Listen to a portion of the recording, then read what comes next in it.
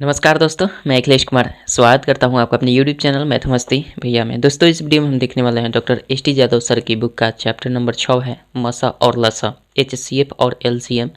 और शायद आपने पिछले वीडियो को देखा होगा तो आपको पता होगा कि हम लोग क्रमिक रूप से इस चैप्टर का सलूशन कर रहे हैं। जैसा कि इसमें उदाहरणार्थ में जितने भी टाइप के क्वेश्चन दिए गए हैं सभी टाइप का क्वेश्चन का मैं सलूशन आपको बता रहा हूँ। वैसे आपके बुक में दिया गया है, आप चाहें तो उदाहरण देखकर समझ सकते हैं, बट मैं फिर भी बता रहा हूँ।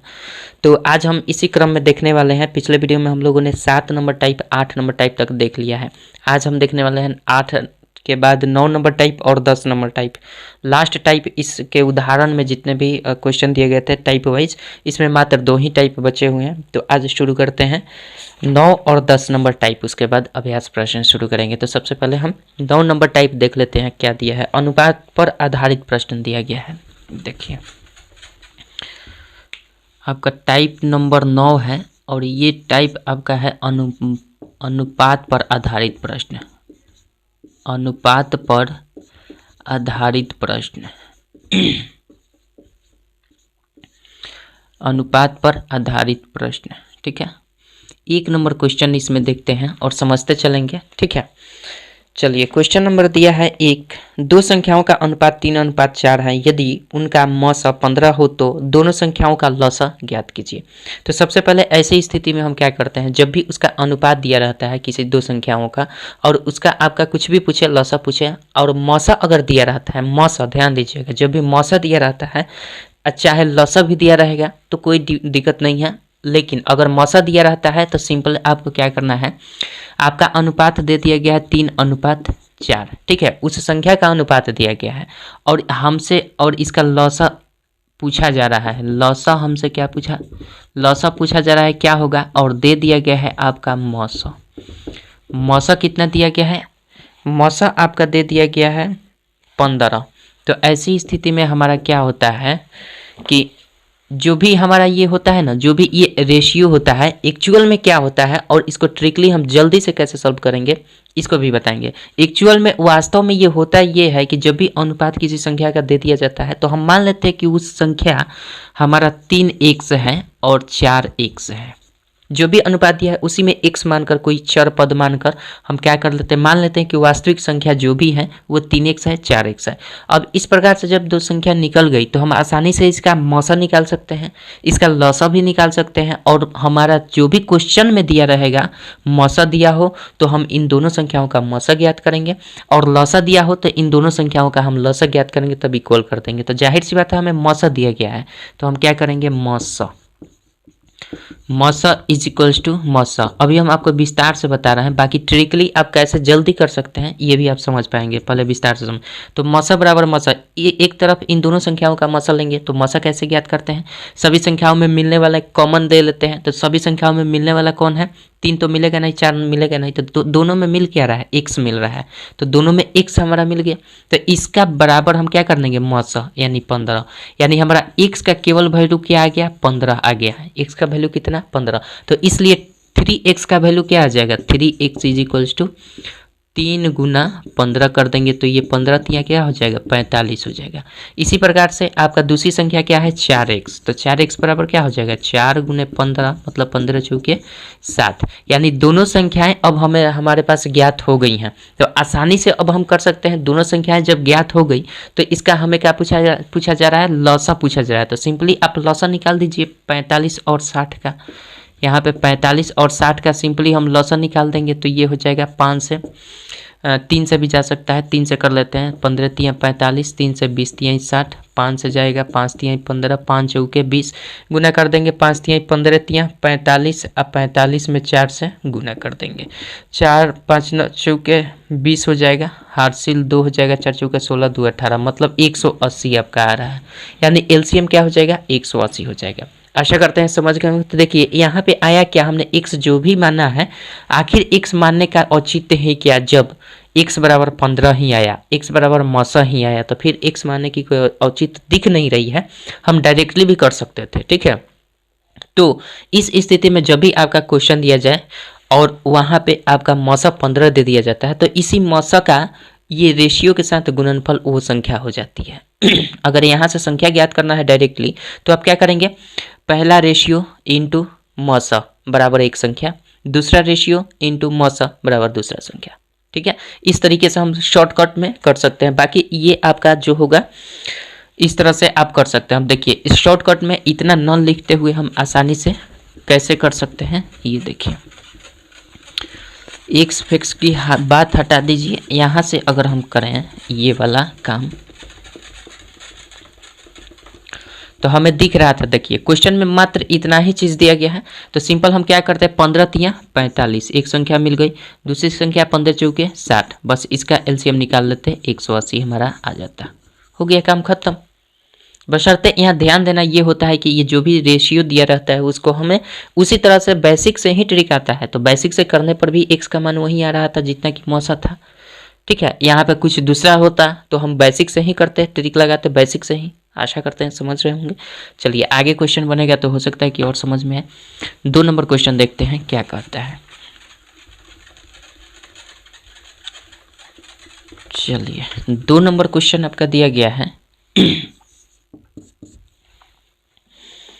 2 नंबर क्वेश्चन दिया गया है, दो संख्याएं 4:5 के अनुपात में है और उनका गुणनफल 5120 है। ठीक है, दोनों संख्याओं का मौसा ज्ञात कर देना है।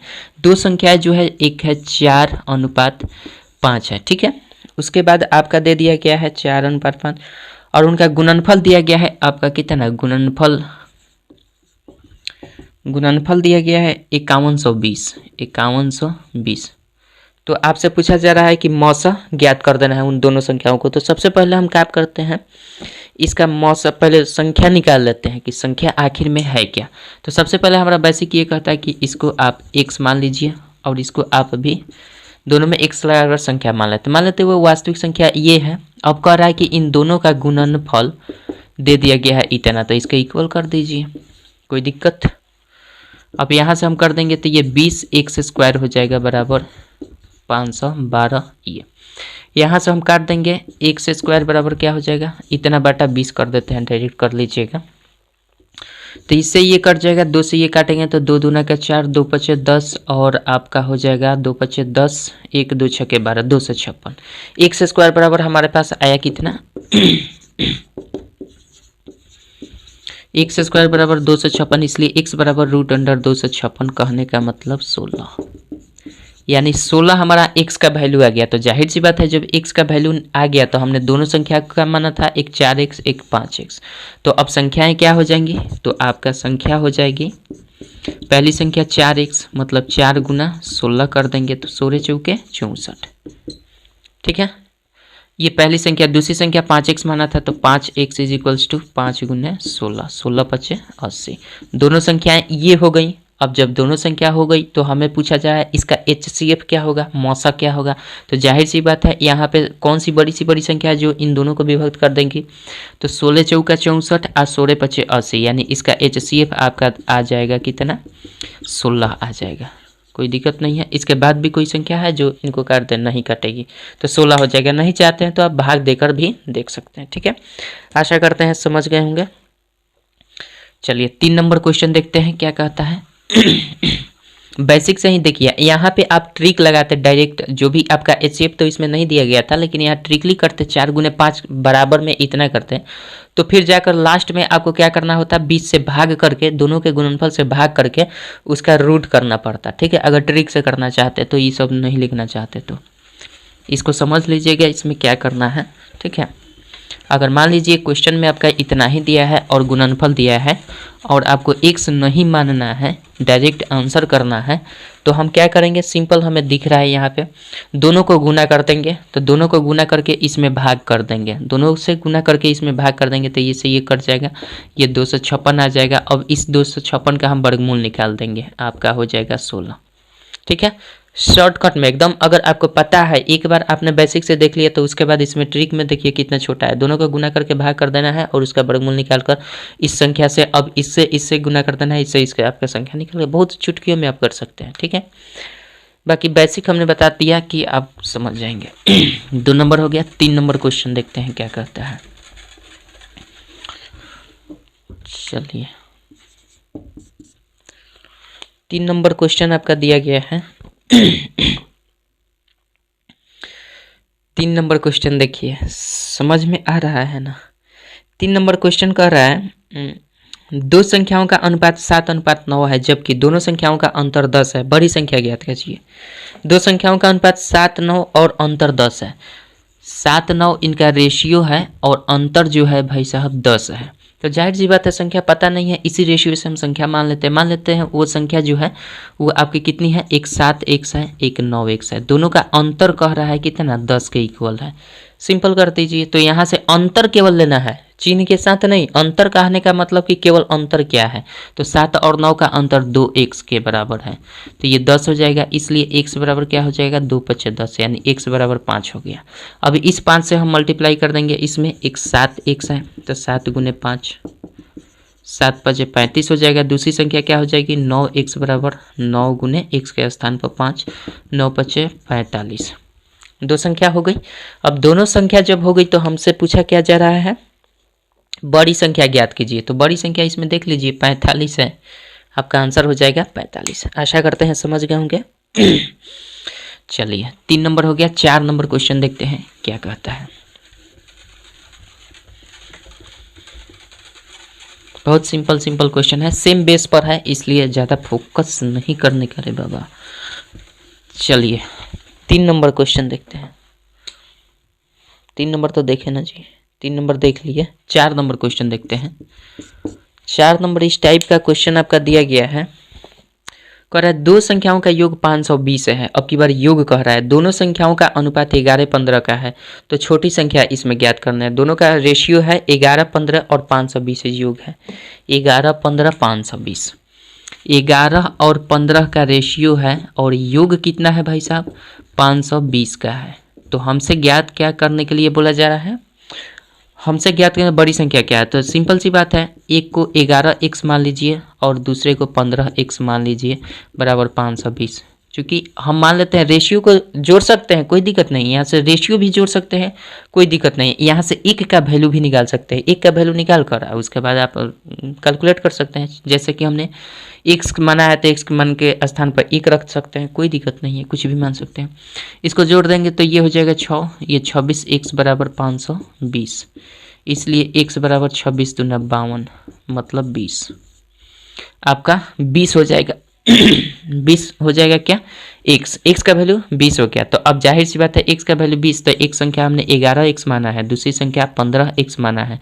तो दोनों संख्या निकल जाएंगे।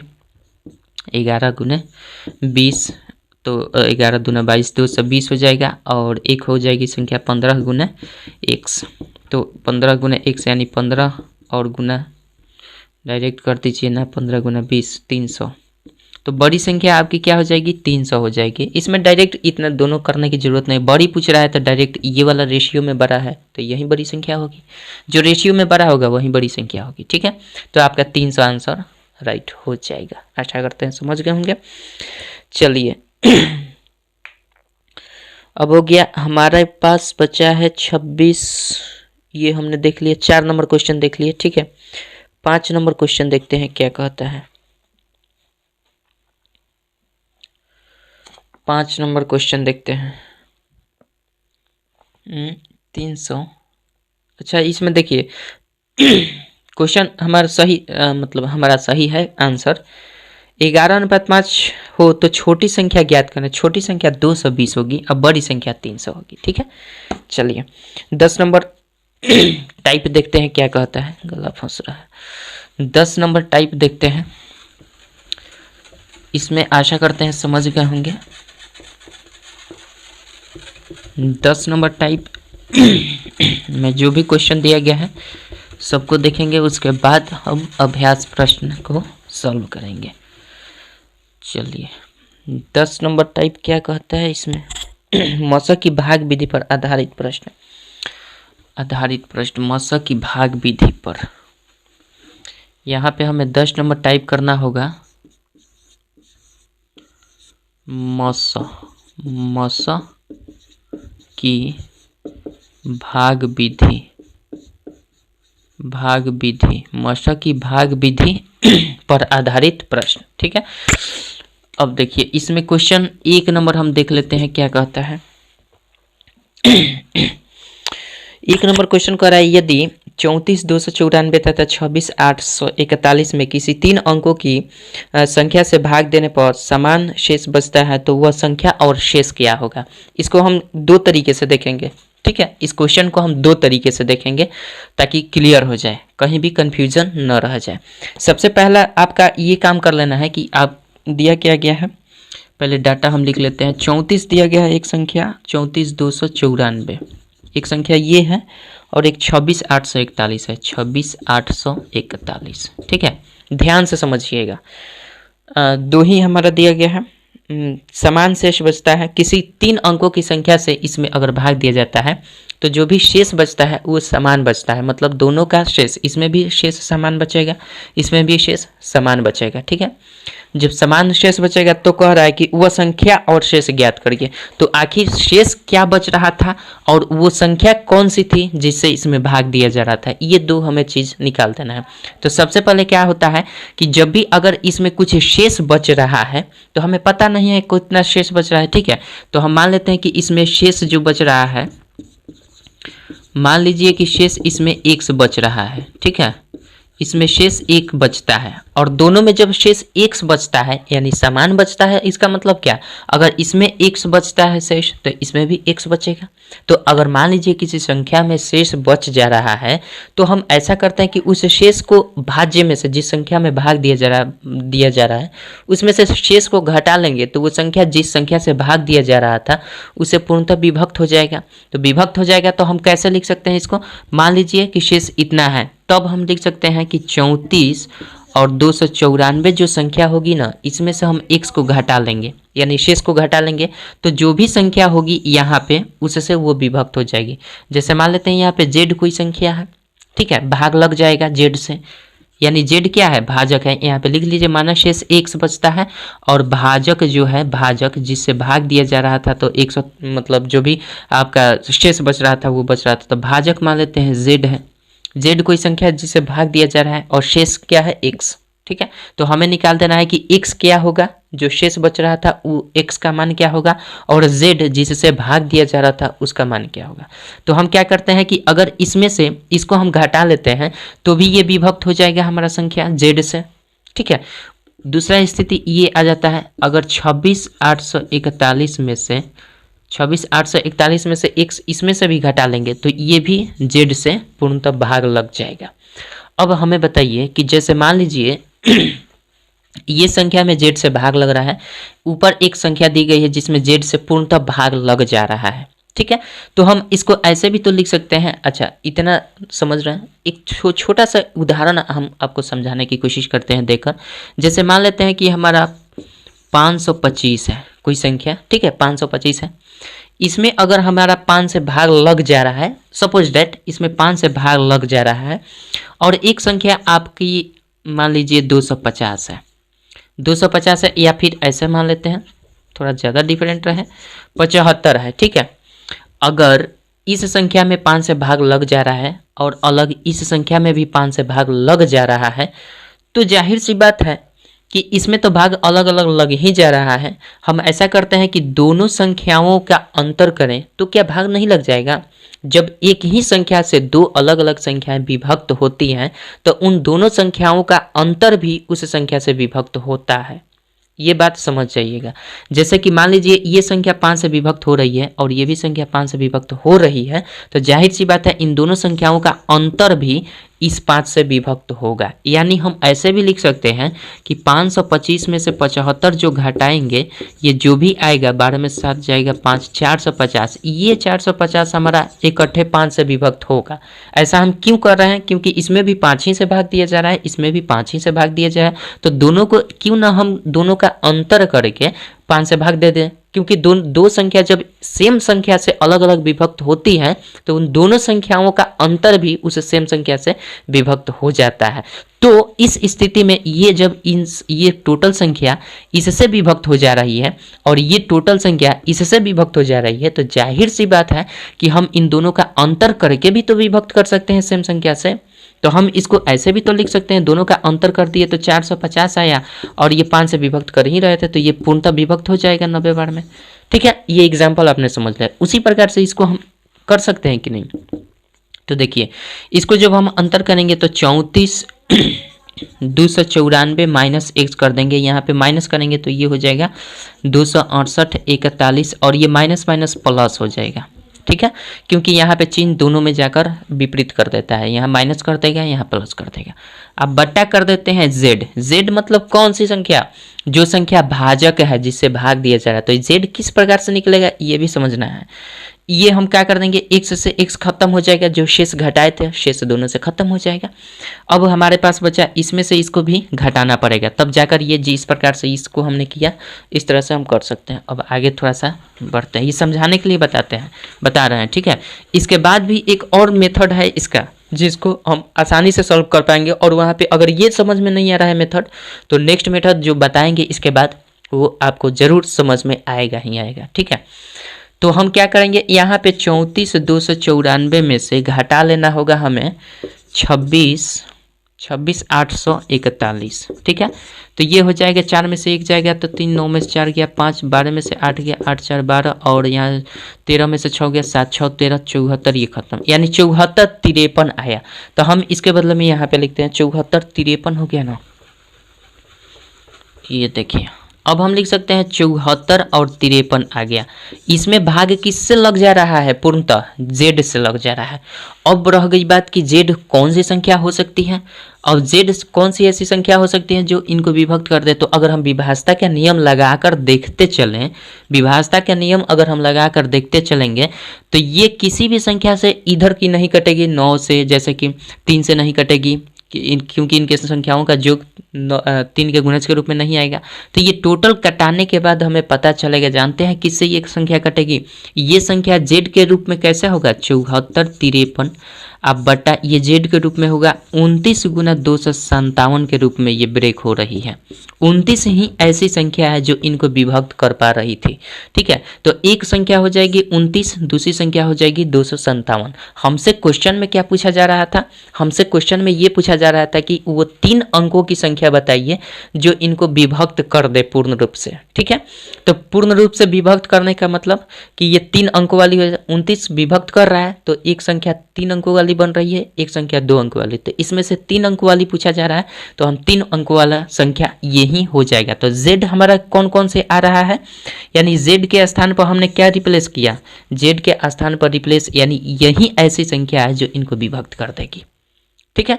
तो इसको हम 29 गुना 257 के रूप में भी लिख सकते हैं, यानी दोनों का गुणनफल इसके इक्वल होगा, यानी विभक्त तभी हो जाएगा जब इसको हम इस रूप में ब्रेक करके जाएंगे।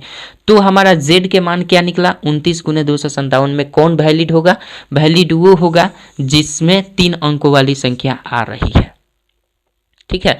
तो हम लिख सकते हैं इसका आंसर क्या हो जाएगा, z बराबर, z हमने क्या माना था, भाजक, वो संख्या क्या है, z बराबर भाजक। भाजक मतलब कि 257 ऐसी संख्या है जो इनको विभक्त कर देगी पूर्णतः, और साथ ही साथ ये 257 इसको अगर विभक्त कर रही है तो ये दोनों संख्याओं में अगर भाग दिया जाए 257 से तो वो संख्याओं का जो भी शेष आएगा सेम आएगा, और शेष क्या आएगा ये भी बताना है। तो शेष क्या आएगा, हमने माना है एक से शेष बच रहा था, ठीक है। तो एक से शेष को हम कैसे निकालेंगे, अब सिंपल सी बात है, जब भाजक निकल ही गया, भाज्य 2 दिया ही गया है, तो किसी एक में भाग लगा दीजिए 257 से, आपका आंसर आ जाएगा, ठीक है। तो हम यहाँ पे अगर भाग लगाकर देखते हैं, इसी में देख लेते हैं भाग लगाकर। चलिए इसको हम मिटाते हैं, इतना थोड़ा सा हम मिटा देते हैं। आशा करते हैं समझ गए होंगे, नहीं समझ में आ रहा है तो घबराना नहीं है, नेक्स्ट एक मेथड है जिसको आपको ज़रूर समझ में आएगा, जिससे आप देखेंगे तो हमारा क्या था, z निकल गया भाजक 257, इसका ये आपका आंसर हो जाएगा 1। और दूसरा शेष निकालने के लिए बोला जाए तो आप सिंपल 34 294 में भाग लगा दीजिए, कितना 257 से, 257 से भाग लगाएंगे तो ये आ जाएगा एक बार में 257, 12 में 7 जाएगा तो 5 13 में से 5 गया 8 5 13 और 3 में से ये खत्म हो जाएगा, ठीक है। अब हो जाएगा 2, 3 बार में जा सकता है, लगभग 3 बार में जा सकता है, 7 3 का 21 8 से 2 25 3 75 2 77, यहाँ पे 9 में से 1 जाएगा, 8 15 में से 7 गया, 15 में 7 गया, 8 7 15 और ये तो खत्म हो जाएगा। उसके बाद बचा हमारे पास 4 उतारने का, 4 उतार देंगे, फिर 3 बार में जा सकता है तो 771 हो जाएगा। 4 में से 1 गया 3 7, ये 3 हो जाएगा, सॉरी 8 में से 7 गया 1, 8 में से 7 गया 1, यानी 113 हो रहा है। तो सिंपल सी बात है, शेष इसका क्या हो जाएगा, 113 हो जाएगा। किसी एक में भी भाग लगा दीजिएगा तो आपका आ जाएगा, क्योंकि इन दोनों का अंतर भी सेम संख्या से डिवाइड होता है। आशा करते हैं समझ गए होंगे। तो यहाँ से हमने निकाल लिया क्या, z निकाल लिया, यानी z हमने क्या माना था, भाजक। वो भाजक कौन सा है, वो भाजक आपका 3 अंक वाला वो भाजक आपका अभी निकाले थे 257 है। और शेष क्या होगा, शेष आपका 113 होगा। आप चाहे तो इसमें भी हमने भाग लगाकर देखा, आप चाहे तो इसमें भी भाग लगाकर देख लीजिएगा, बिल्कुल सेम आएगा। ठीक है। अब देखिए दूसरा मेथड हम थोड़ा सा मतलब एक्सप्लेन करना चाहते हैं। आशा करते हैं ये समझ गए होंगे। अगर ये समझ में न भी आए तो कोई दिक्कत नहीं है, दूसरा मेथड जरूर आपको समझ में आएगा। चलिए, अरे इसको कैसे मिटा दिए, ये कितना है 34,294 है ना, 34,294 रहने देते हैं। और एक था 26,841, इसको रहने देते हैं, बाकी ये मिटाते हैं। अब देखिए इसको हम कैसे बना सकते हैं, एक दूसरा मेथड है।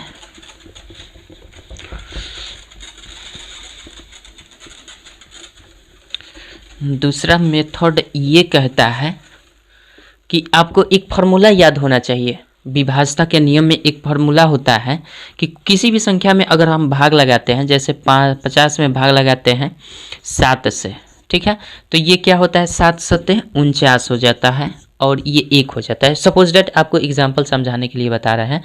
तो ये हो जाता है 7, ये हो गया 7, इसको हम बोलते हैं भाजक, इसको बोलते हैं भाजक, इसको बोलते हैं भाज्य, इसको बोलते हैं भागफल, ठीक है, इसको बोलते हैं शेषफल या फिर शेष। तो इससे एक फार्मूला बनता है कि भाज्य बराबर क्या होता है, भाज्य बराबर होता है भाजक गुना भागफल और जोड़ शेषफल। और आसानी से यहाँ से निकाल सकते हैं, जोड़ शेषफल होता है, ठीक है। भाज्य बराबर क्या होता है, भागफल जोड़ शेषफल, भाजक गुने भागफल जोड़ शेषफल। तो यहाँ से भाज्य बराबर भाजक गुने भागफल जो शेषफल होता है। तो यहाँ से हमारे क्वेश्चन में क्या कहा गया है, ये बात ध्यान रखिएगा, इस फार्मूला को आप ध्यान रखिए और हमारे क्वेश्चन में क्या कहा गया है उस पर ध्यान रखते हैं। तो हम जानते हैं भाज्य बराबर भाजक गुने भागफल जो शेषफल होता है। फार्मूला में कहा जा रहा है कि किसी संख्या में, किसी संख्या नहीं, 2 संख्या दी गई है, इसी 2 संख्या में किसी दूसरे संख्या से अगर भाग दिया जाता है तो प्रत्येक दशा में इसमें अगर भाग दिया जाता है तो इसका शेषफल जो आता है वही आता है जो कि इसका भी शेषफल आता है उस संख्या में भाग देने, मतलब उस संख्या से इसमें भी भाग देने पर वही शेषफल आता है जो कि इसमें आता है। तो कहीं ना कहीं शेषफल दोनों में समान आ रहा है। तो यहाँ से हमें क्या मिल रहा है, शेषफल। इस फार्मूला से अगर हम शेषफल निकालना चाहें तो हम कैसे निकाल सकते हैं, सिंपल सी बात है, हम कह सकते हैं भाज्य और माइनस कर देंगे भाजक, भाज्य माइनस भाजक और गुना शेष भागफल, यहाँ पे भागफल कर देते हैं, ये भागफल। तो हमारा क्या निकल जाएगा, सिंपल सी बात है, ये शेषफल निकल जाएगा। तो शेष बराबर क्या हो जाएगा, भाज्य माइनस भाजक गुने भागफल। अब इसी फार्मूला से हम करेंगे इसको, ठीक है। अब देखिए किस प्रकार से होता है। बहुत सिंपल है, अगर इस फार्मूला को आप समझ रहे हैं तो आसानी से कर सकते हैं। अब हमें कुछ यहाँ पे, ये तो हमारा क्या है, इसको हम मान लेते हैं भाजक 1, सॉरी भाज्य 1, भाज्य इसी में ना भाग दिया जा रहा है तो भाज्य 1 हो जाएगा ये, और भाज्य 2 हो जाएगा ये वाला, ठीक है। अब इसको हम मान लेते हैं आपका, ये हो गया इसमें भाग, मान लेते हैं कि कोई एक संख्या है जिसे भाग दिया जा रहा है इसमें, तो हम मान लेते हैं वो भाजक होगा, वो क्या होगा, भाजक ही होगा। तो भाजक को हम मान लेते हैं कि वो भाजक 100 होगा जिससे इसमें हम भाग दे रहे हैं, ठीक है। हमें पता नहीं है इसका भागफल कितना आएगा, हमें पता नहीं है इसका भागफल क्या आएगा। भागफल मान लेते हैं इसका, x से भाग देते हैं तो इसका भागफल मान लेते हैं कि आपका z आ जाए, मान लेते हैं कि इसका भागफल क्या है, z आ जाए। और इसमें जब भाग देते हैं किस से, भाजक तो सेम है दोनों में, इसी भाजक से इसमें भी भाग देना है, इसी भाजक से इसमें भी भाग देना है, तो इसका भाजक और इसका भाजक दोनों का भाजक सेम रहेगा, लेकिन भागफल तो सेम नहीं हो सकता है क्योंकि अलग अलग भाज्य हैं, अलग अलग संख्याएं हैं। तो हम भाजक, यहाँ पे भागफल क्या हो जाएगा, यहाँ पे हम भागफल मान लेते हैं, यहाँ पे m मान लेते हैं, कोई दिक्कत नहीं है। कि अगर इस संख्या में उस x संख्या से यानी x भाजक से अगर भाग देते हैं तो भागफल मान लेते हैं m आता है, और इसमें मान लेते हैं कि भाग देते हैं तो इसमें भागफल z आता है। तो हमारा फार्मूला ये कहता है कि आप भाज्य माइनस भाजक गुने भागफल बराबर शेषफल कीजिए। इस फार्मूला से दोनों को अलग अलग पार्ट वाइज हम करेंगे तो इक्वेशन एक बनेगा। चलिए उसको हम कैसे कर लेते हैं देख लेते हैं। थोड़ा सा ये लंबा जा सकता है लेकिन बिल्कुल आपको समझ में आएगा। ये फार्मूला आपने जान लिया। अब देखिए पहली संख्या जो थी उसकी हम शेष निकालना चाहेंगे। हमें क्या पता है कि शेष जो दोनों का जो आ रहा है प्रश्न में टोटल शेष बराबर शेष आ रहा है, मतलब दोनों का शेष जो है बराबर है।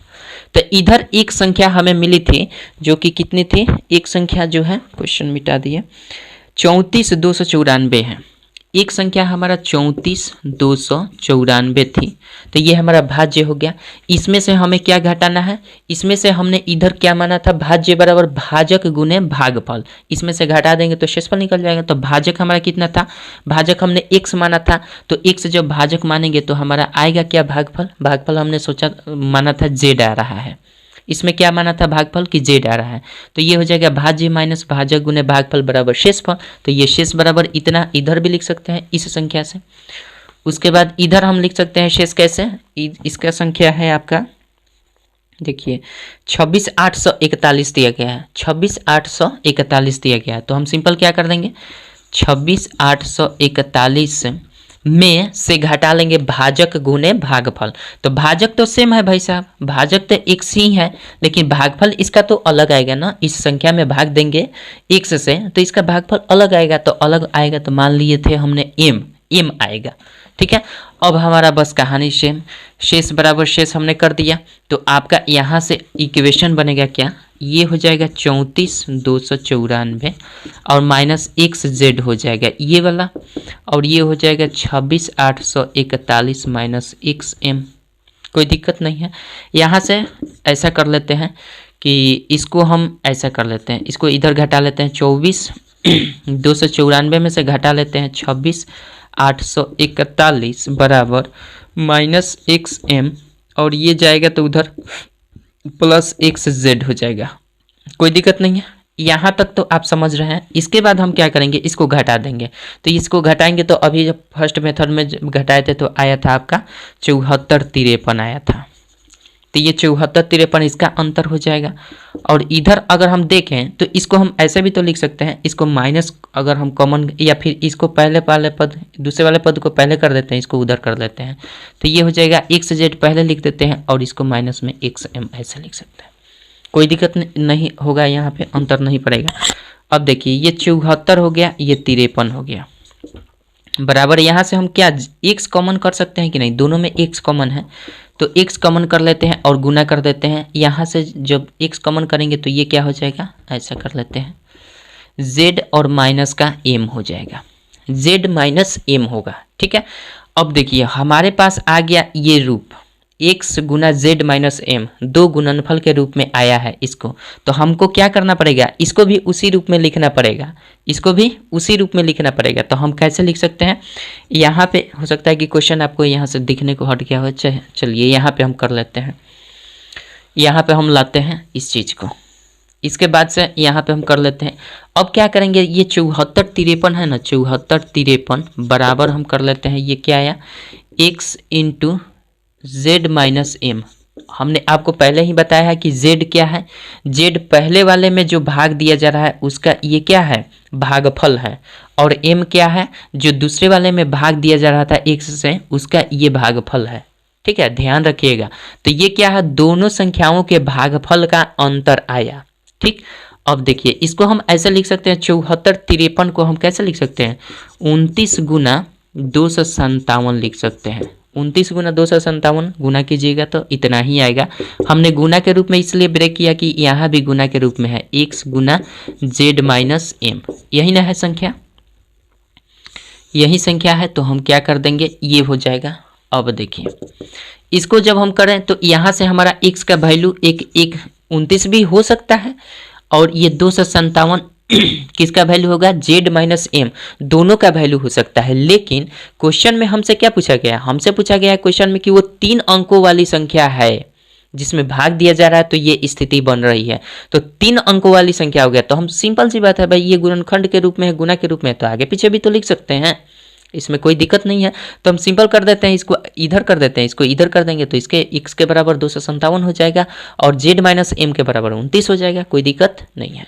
तो हम सिंपल हम क्या कर देते हैं, इसको एक्सचेंज कर देते हैं, इसको ऐसा फैक्टर न लिखकर हम ऐसे भी तो फैक्टर लिख सकते हैं, 257 और गुना 29 लिख सकते हैं, तब ये इसके इक्वल हो जाएगा और ये इसके इक्वल हो जाएगा। आप समझ गए हैं।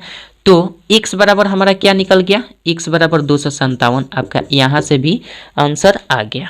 x बराबर 257 यहाँ से भी आपका आंसर आ गया, जो कि पहले स्थिति में हम लोगों ने जो कि पहले मेथड से देखा था, तो ये आ गया था। दूसरा बात कि यहाँ पे आ गया भाई, इसका अब हम क्या करें, z माइनस एम बराबर हमारा 29 आया है। अब इसका क्या काम है, इसका काम ये है कि जांच अब हम करेंगे कि क्या ये जो हमने बताया है आपको ये सही आ रहा है कि नहीं।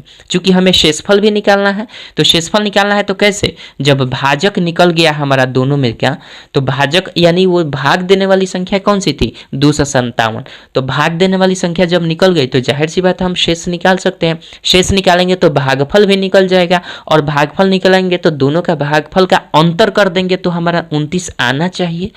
यानी कि z माइनस एम, हमने z किसको माना है, पहले वाले में भागफल, m किसको माना है, दूसरे वाले में भागफल, इन दोनों का भागफल का अंतर करेंगे तो 29 आना चाहिए।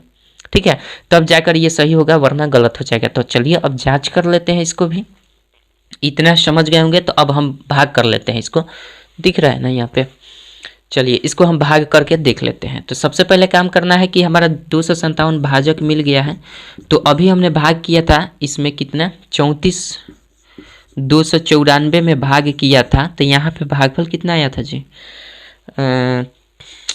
चलिए फिर से कर लेते हैं।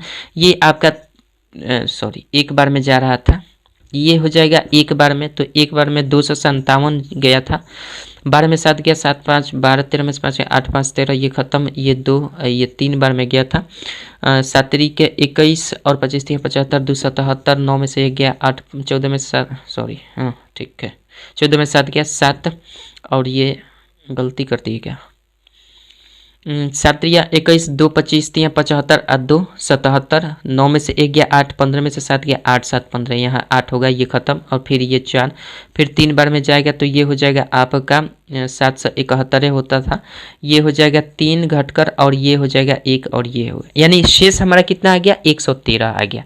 इससे शेष हमारा 113 और इससे भागफल कितना, 133। तो पहले वाले से हमारा भागफल 133 आ गया, यानी इसमें से 133 यानी z का वैल्यू हमारा 133 आ गया। ठीक है, और दूसरा संख्या क्या है, 26841, तो इसको भी हम भाग देकर देख लेते हैं, क्या यहाँ पे दिख जाए। चलिए यहाँ पे हम भाग लगाते हैं, ये है आपका क्वेश्चन, हो सकता है हट गया होगा, 257 में भाग लगा देना है हमें 26,841 से, कोई दिक्कत। अब यहाँ से हम करेंगे 257 में, तो ये 257 एक बार में जाएगा, 257 कर लेते हैं, ये 8 में से 7 गया तो 1 हो जाएगा, 6 में से 5 गया 1 हो गया, ये खत्म, ये 4 हो जाएगा, ये नहीं जाएगा तो 0 कर लेते हैं, ये उतार देंगे 1, कितना बार में, 2 चौके 8, 4 बार में देखते हैं, 2 चौके 8, चलिए ये तो ये हो जाएगा, 4 सते 28 का 8, हासिल 2 हो जाएगा, हासिल 2 हो जाएगा, और 25 चौके 100 और 2 गड़बड़ हो रहा है यहाँ पे, 4 सते 28 का 8, एक सेकेंड, यहाँ पे हमने उतारा है, 8 में 7 जाएगा 1, 6 में 5 गया 1, ठीक है, ये 1 हो जाएगा, 4 से कर रहे हैं तो 4 सते 28 का 8, हासिल 2 यहाँ पे देख लीजिएगा 2 हो जाएगा, और 25 चौके 100 और 2 102 हो जाएगा। ठीक है, चलिए गुना कर दिए हैं, तो अब 11 में से 8 जाएगा तो 3 हो जाएगा, यहाँ पे बचा 3 में से 2 गया 1 हो जाएगा, और ये 1 हो जाएगा, मतलब 113 आ रहा है। अब हमारा क्वेश्चन यही था ना, यहाँ पे दिख रहा है, चलिए यहाँ पे हमारा क्वेश्चन यही था, क्वेश्चन यही कह रहा था कि वो संख्या ज्ञात कीजिए जिससे भाग देने पर इस संख्या और इस संख्या में भाग देने पर प्रत्येक दशा में समान शेष बचे। तो देखिए, तो दोनों में हमने उस संख्या से भाग दिया, वो संख्या भी ज्ञात करना था कि कौन सी संख्या दी नहीं गई थी, शेष नहीं दिया गया था, लेकिन हमने ज्ञात किया वो संख्या 257 है, जिससे इसमें भाग करेंगे तो 113 शेषफल आएगा और इसमें भी भाग करेंगे तो 113 शेषफल आएगा। और साथ ही साथ हमारा एक 29 आया है जो कि z माइनस m का वैल्यू है। तो z हमारा कितना आया है, देखिए z का वैल्यू 133 है और इसमें हमारा m का वैल्यू है, ये m है और ये हमारा z का वैल्यू है। तो z माइनस m बराबर कह रहा है 29 आना चाहिए। तो हम क्या करेंगे, 133 में से घटा देते हैं 104, तो ये आएगा 13 में से 4 गया 9 और ये 2। देखिए तो 29 आ गया कि नहीं, दोनों का भागफल आया कि नहीं बताइए। ये है आपका भाज्य माइनस भाजक गुने भागफल। तो भागफल z है, भागफल इसी को बोलते हैं। तो यहाँ z वैल्यू हो जाएगा, यहाँ पे ये m का वैल्यू है, यानी ये भागफल है इसमें का। तो दोनों का अंतर 29 आया कि नहीं, बिल्कुल आ गया, यानी हमारा बिल्कुल परफेक्ट है। और इसी तरीके से भी हम दूसरे मेथड से भी बना सकते हैं। लंबा नहीं है, बस समझाने के लिए थोड़ा सा आपको हमने लंबा कर दिया है, हो सकता है मे बी, बट आप आसानी से समझ सकते हैं। अगर फिर भी समझ में ना आया तो आप कमेंट कीजिए, मैं फिर से समझाने की कोशिश करूंगा। आशा करते हैं ज़रूर समझ में आ गया होगा।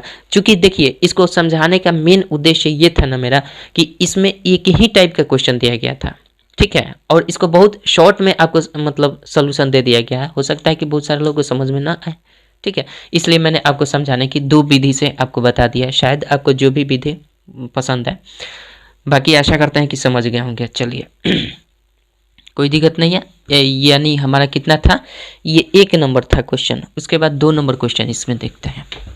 आशा करते हैं दोनों मेथड से आप समझ पाए होंगे। नहीं समझ में आया होगा तो 1-2 बार देखिएगा, फिर भी ना समझ में आया तो कमेंट कीजिएगा, फिर से समझाने की कोशिश करेंगे, ठीक है। चलिए बाकी आपके उदाहरण में भी सॉल्व किया गया है, वहाँ से अगर समझ पाते हैं तो अच्छी बात है, नहीं समझ पाते हैं तो कोई दिक्कत नहीं है। चलिए इसका कंसेप्ट जो था, बेसिक से लेकर ट्रिक से लेकर जो भी कंसेप्ट था मैंने आपको बता दिया। इस टाइप के जो भी क्वेश्चन आएगा तो उसको गुणनखंड में तोड़ना ही पड़ेगा, ठीक। चलिए बात करते हैं 2 नंबर क्वेश्चन की। 2 नंबर क्वेश्चन आपका क्या कहता है, 10 नंबर टाइप का 2 नंबर क्वेश्चन कह रहा है, 2 संख्याओं का भाग विधि से मौसक ज्ञात करते समय भागफल क्रमशः 1, 8, 2 प्राप्त होते हैं। यदि अंतिम भाजक 105 हो तो दोनों संख्याएं ज्ञात कीजिए। अंतिम भाजक बोल रहा है, तो कुछ प्रकार से यहाँ पे 3 भागफल आया है। तो मान लीजिए थोड़ा सा इसका स्ट्रक्चर हमें बनाना पड़ेगा।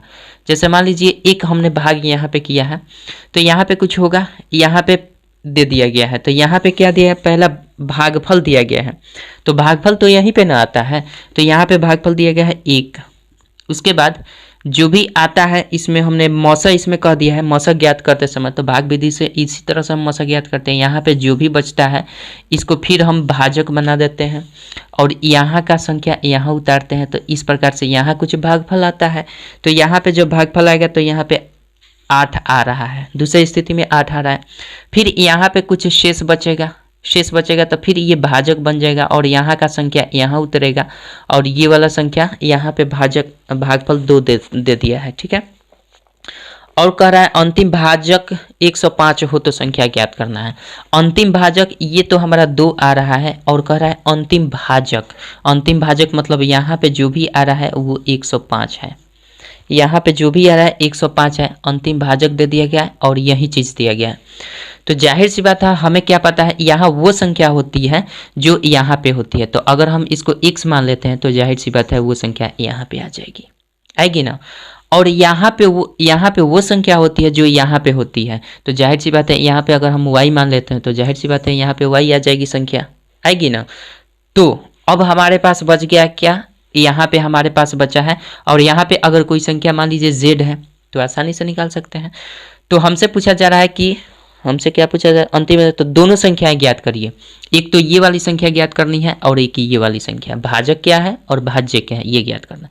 तो सिंपल हम क्या करते हैं, इसको फाइंड करते हैं कैसे। अगर यहाँ पे कुछ शेषफल आ जाता है तो हम क्या करते हैं, जो भी यहाँ पे अंतिम भाजक जब आ जाता है 2 बार में चला जाता है, यानी शेषफल यहाँ पे 0 आ गया, कुछ नहीं हुआ, ठीक है, 0 आ गया। तो हमारा नियम जानते हैं, भाज्य बराबर क्या होता है भाई साहब? भाज्य बराबर भाजक गुने भागफल और जोड़ शेषफल होता है, ये तो हमें पता है। तो जाहिर सी बात है यहाँ से x का वैल्यू निकालने के लिए भाज्य, ये इसको भाज्य बोलते हैं, इसको भाजक बोलते हैं, इसको भागफल बोलते हैं, इसको शेषफल बोलते हैं। तो इस फार्मूला से ये भाज्य x यहाँ आएगा, तो भाजक गुने भागफल कर देना है, भाजक कितना है 2 और जोड़ शेषफल करना है, तो इसमें इससे गुना करेंगे तो हम लिख सकते हैं x बराबर क्या आएगा 105 और गुना में 2 और प्लस में 0, यहाँ पे कुछ नहीं बचा है, 0 बचा है, तो आप 0 भी कर सकते हैं, यहाँ कट जाता है या 0 कुछ भी कर लीजिए। तो ये हो जाए 105 दूना 210 और 0 जोड़ेंगे तो उतना ही रह जाएगा। तो x के स्थान पर अब हम क्या लिख सकते हैं 210 लिख सकते हैं। तो जहाँ जहाँ x है वहाँ वहाँ 210 लिख देते हैं यहीं पे, ठीक है। ये हो गया आपका 210, ठीक है। और ये भी हमारा x यहाँ है तो x यहाँ पे आ जाएगा, तो ये हो जाएगा 210, कोई दिक्कत नहीं है। अब हमारे पास बचा है ये जो, अब इसके लिए, अब इस भाज्य के लिए ये वाला शेषफल का काम करेगा, क्योंकि इसको हम बोलते हैं भाजक, भागफल और इसको शेषफल बोलते हैं। तो यहाँ से हमारा y निकल जाएगा। y कैसे निकलेगा भाज्य बराबर भाजक गुने भागफल जोड़ शेषफल, यानी हम लिखेंगे 210 गुना कितना 8 है और प्लस शेषफल कितना है 105। तो सिंपल सी बात है भाई, इसको 8 से करेंगे तो 80 हो जाएगा, 8 दूना 1680 ये वाला हो जाएगा, आप प्लस में 105 कर देना है। तो ये हो जाएगा 105 यानी 1780 या 5 85, 1785 हो जाएगा यहाँ तक, यानी y का वैल्यू हमारा 1785 हो गया। और उसके बाद 1785, उसके बाद ये जब y यहाँ पे आ गया तो 1785 यहाँ भी आ जाएगा, तो हम y के स्थान पर लिख देते हैं 1785। सही जोड़े हैं ना, पहले देख लीजिएगा। ये 5 हो जाएगा और ये 8 रहेगा और ये 6, ठीक है 1785। तो यहाँ से 1785 होगा तो यहाँ भी 1785 हो जाएगा आपका 1785। तो हमने y हमें ज्ञात करना था, ये संख्या और ये संख्या, तो z आसानी से निकाल सकते हैं, तो y भी निकल गया। तो एक ये संख्या का आंसर हो जाएगा और दूसरी संख्या क्या है z बराबर कैसे निकालेंगे, इसका इससे गुना और इसको जोड़ देना है। तो ये 1785 और गुना कर देंगे 1 से, तो 1 जोड़ेंगे कितना, जोड़ेंगे 210। तो जाहिर सी बात है भाई साहब, ये 210 करेंगे तो ये 95 हो जाएगा, 1995, यानी 1995 आपका ये हो जाएगा। z बराबर 1995 और ये y बराबर 1785। आशा करते हैं समझ गए होंगे। ये इसको हमने y माना था, इसलिए y का स्थान ये वाला होगा। और जो मिटाए हैं ये हमारा कितना था, x माने थे और ये भी x माने थे, ये y हो गया और ये भी y था, ठीक है, और ये z। आशा करते हैं समझ गए होंगे। तो आपका आंसर क्या होना चाहिए 1785 और एक 1995, ठीक है। इसी प्रकार से जो भी क्वेश्चन है 3 नंबर शायद इसी प्रकार से है, 3 नंबर भी इसी प्रकार से है। चलिए देख लेते हैं 3 नंबर क्या क्वेश्चन आपका दिया गया है। ये तो समझ गया, फार्मूला आप जानते हैं, भाज्य बराबर भाज्य गुने भागफल जोड़ शेषफल। इस क्वेश्चन को सॉल्व करने के लिए सावधानी थोड़ा सा देना पड़ेगा, नहीं तो गड़बड़ हो जाएगा, ठीक है। जिस तरह से स्ट्रक्चर बन गया ना, जिस तरह से भाग विधि द्वारा हम मशक याद करते हैं उस तरह से स्ट्रक्चर बना लिए तो समझिए कि आराम से बन जाएगा। चलिए इसके बाद हमारा लास्ट क्वेश्चन है। लास्ट क्वेश्चन 3 नंबर देखते हैं। कह रहा है भाग विधि से 2 संख्याओं का मशक ज्ञात करते समय भागफल क्रमशः 1 6 प्राप्त हुआ, ठीक है। यदि उनका मशक 300 प्राप्त हुए तो संख्याएं ज्ञात कीजिए। इसमें अंतिम भाजक नहीं बोल रहा है, इसमें मौसा बोल रहा है। तो हमें समझना चाहिए कि अंतिम भाजक ही मौसा होता है या मौसा ही अंतिम भाजक होता है, ठीक है। तो यहाँ पे थोड़ा सा लैंग्वेज चेंज किया है कन्फ्यूजन पैदा करने के लिए, लेकिन वही सेम है चीज़।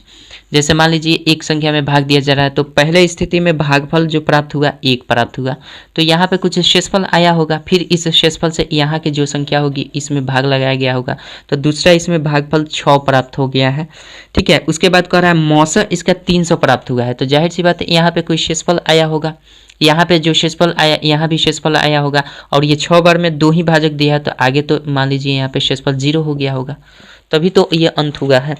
और यहाँ पे बोला जा रहा है अंतिम मौसा जो दिया गया है, यहाँ पे मौसा लिखा है, मौसा क्या होता है, अंतिम भाजक ही होता है, तो इसके स्थान पर 300 दिया गया है। सिंपल सी बात है। तो जाहिर सी बात है जब यहाँ पे x है तो ये संख्या यहाँ की होती है मौसा में, तो जाहिर सी बात है यहाँ y हम मान लेते हैं, तो x y आसानी से निकाल सकते हैं। तो इसको हम निकालने के लिए कैसे करेंगे, 306 के कितना हो जाएगा 1800, तो x बराबर क्या हो गया 1800 यहीं पे हो गया। जब यहाँ x है तो यहाँ भी 1800 x के स्थान पर हो जाएगा। अब y निकालना है तो हम जानते हैं y बराबर क्या, x बराबर 1800 हो गया, यानी यहाँ का वैल्यू 1800, तो y हमने इसको माना है तो इसको मल्टीप्लाई करके ये अवशेष का काम करेगा, जोड़ देंगे सिंपल। तो y बराबर क्या हो जाएगा 1800 मल्टीप्लाई 1, अब प्लस जोड़ देना है 300, तो 18 3 2100, 2100 आपका क्या हो जाएगा आंसर हो जाएगा, सॉरी 1800, ठीक है 1800 300 2100, यानी आपका आंसर क्या हो जाएगा 2100। आशा करते हैं समझ गए होंगे, इसमें कहीं भी दिक्कत नहीं हुई होगी, ठीक है। चलिए तो बात करते हैं, अब इसके बाद हम बात करेंगे कौन सा, अभ्यास प्रश्न से शुरू करेंगे नेक्स्ट वीडियो में, ठीक है। इसमें रहने देते हैं। आशा करते हैं सब कुछ इसमें समझ में आ गया। कहीं भी अगर कन्फ्यूज़न हो ना तो आप ज़रूर कमेंट कीजिएगा, ठीक है। जितना संभव हो पाएगा मैं आपको बताने की कोशिश करूँगा। बाकी आप लोग तो इसमें सलूशन दिया ही है, समझते ही होंगे। चलिए मिलते हैं नेक्स्ट वीडियो में आपका अभ्यास प्रश्न से, तब तक के लिए जय हिंद जय भारत।